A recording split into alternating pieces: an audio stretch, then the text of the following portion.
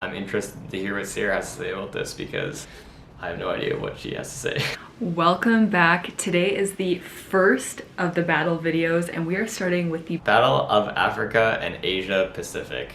This is so exciting because Miss Universe has finally released the up-close videos that gives us a better idea on what these women are like. It's always so great to be able to hear kind of a similar, 1-minute segment from each contestant. And let me just say, I thought that this was going to help me with my decision on who I think is going to rise to the top of Miss Universe 2020, but it actually made it more difficult for me.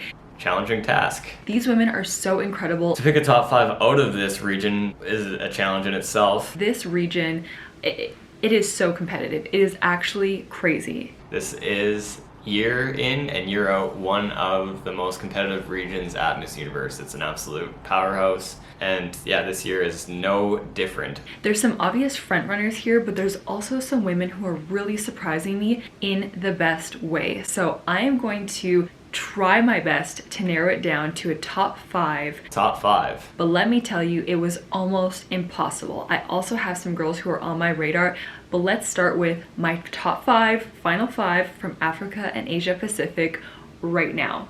Let's dive into it. Starting with South Africa. South Africa, Natasha. It's crazy to say this, but South Africa could win another Miss Universe title this year.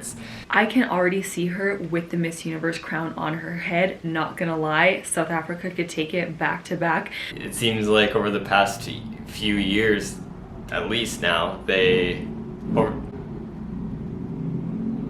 over the past while now, they've been bringing fire to the competition, and this year is no different. She's a fashion designer. Her father passed away when she was 16 years old, and so she used her modeling as well as her fashion business to be able to help support herself and her mother and her family. Natasha's a front runner, and I love what she said at the end of her up close segment. She said, "You aren't a product of circumstances, you are a product of choice." We are not a product of circumstances, but we are a product of choice. I like that, and that's gonna stick with me, I think. Hello, this girl is coming to slay the universe. Do not be surprised if you see her in the top 5, in the top 3, or having Zosie Bini crown her as the next Miss Universe. Next in my list is Australia.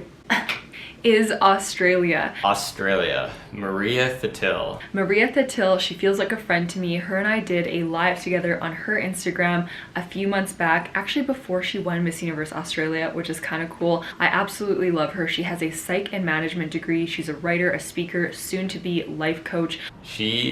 Every time she opens her mouth, it seems like I'm just in awe. It catches me off guard every single time. Not only her beautiful Australian accent, but the way how she uses her words and the words that she uses. She's legitimately like a walking thesaurus and dictionary all in one. It's crazy. What I love about her is that she talks a lot about what she's done, what she's planning to do, and it's not really pageanty, if that makes sense. It doesn't seem like she's trying to fit the mold of what Miss Universe is or what she thinks Miss Universe is. She's showing up and saying here I am, this is what I've done, this is what I want to do in my life, that's me, which I love that. I think that's really important. That's what I always actually tell girls when I'm working with women, training them, coaching, whatever you want to say.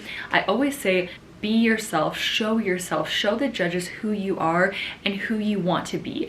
Don't try to fit into what you think you should be. Don't try to give these pageanty answers, because that's not what we want to hear. That's not what the judges want to hear. I had the privilege of listening to her speak live through a Zoom interview that she did with Sierra. To listen to her talk live, it's even more incredible. It's like everything she says is off the cuff, but it seems so scripted in the best way possible. So I like Australia. Australia, killing it. Next up, no surprise here, Philippines. Rabia Mateo. Rabia. A lot like South Africa. It seems like every year Philippines brings a front runner to the competition that can win year in and year out. And again, this year is no different. I love what I'm seeing from Rabia so far. She is obviously stunning. I love the way she speaks. The only thing I'm worried about with Rabia is that she's going to try to be what she thinks Miss Universe wants her to be. Although I do have faith that she's going to stay true to herself, be herself, and show the world who she is. Of course, I know Philippines has high expectations for their contestants, and I just hope she doesn't crumble under the pressure of representing the Philippines, but she has showed us she has calm demeanor, she's confident, so I have faith she's going to do very well and remain confident throughout the competition. I wouldn't be at all surprised to see her win this thing. She talks about how she's an advocate for education and a advocate for being heard, and I think that those two run hand in hand. Definitely, the more educated you are, the more confident you are in the knowledge that you possess, the more able you are to advocate for that cause because of the information that you have on it. So I think that's really special, and she seems like just a genuinely good person, which is awesome. Next up I have India. Adlin. I heard that she has COVID, which is a total shame if she's not able to compete in the competition, because I remember back when she competed and won Miss Diva, she was like, I remember watching with Sierra, and it was just like right from the get-go, she was the winner. Like, the competition was over when she walked on the stage. Basically, her stage presence is amazing, and she really draws you in with her words and makes you root for her, whether or not like you or even you want to. I feel like you have no choice. But after watching her up close video, I was like, absolutely, this woman is so well spoken.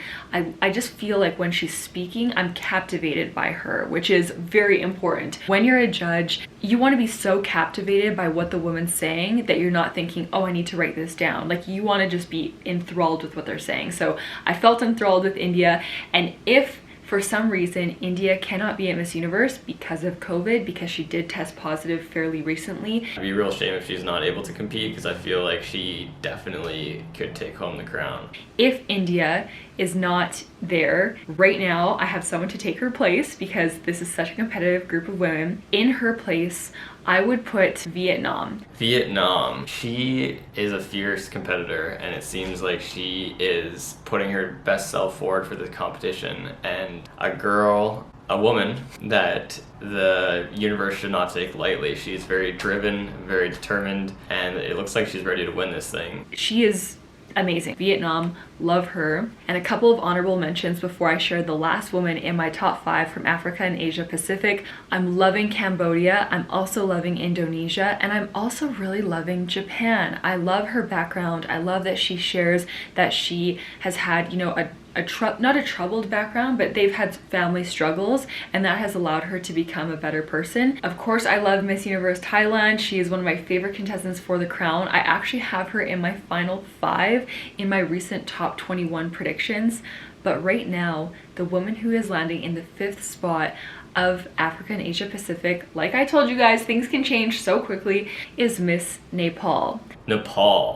I absolutely love her. She has her degree in information technology, IT. She got it in Australia. She went to Australia for her higher education.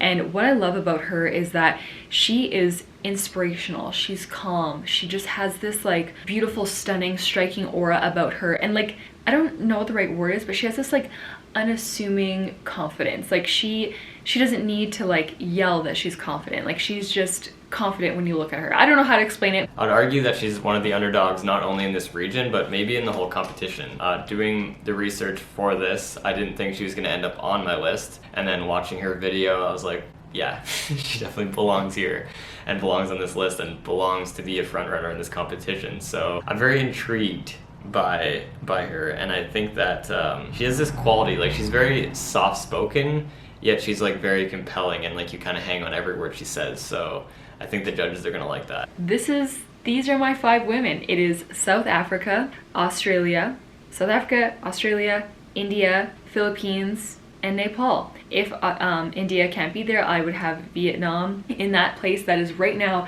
as you guys know, this can change very, very quickly. These women are all outstanding. They all deserve to be recognized. Every single one of these women deserves to win Miss Universe for different reasons. So let me know in the comments who is in your top 5 from Africa and Asia Pacific. Of course, let me know what you guys think down in the comments, and thanks for having me on.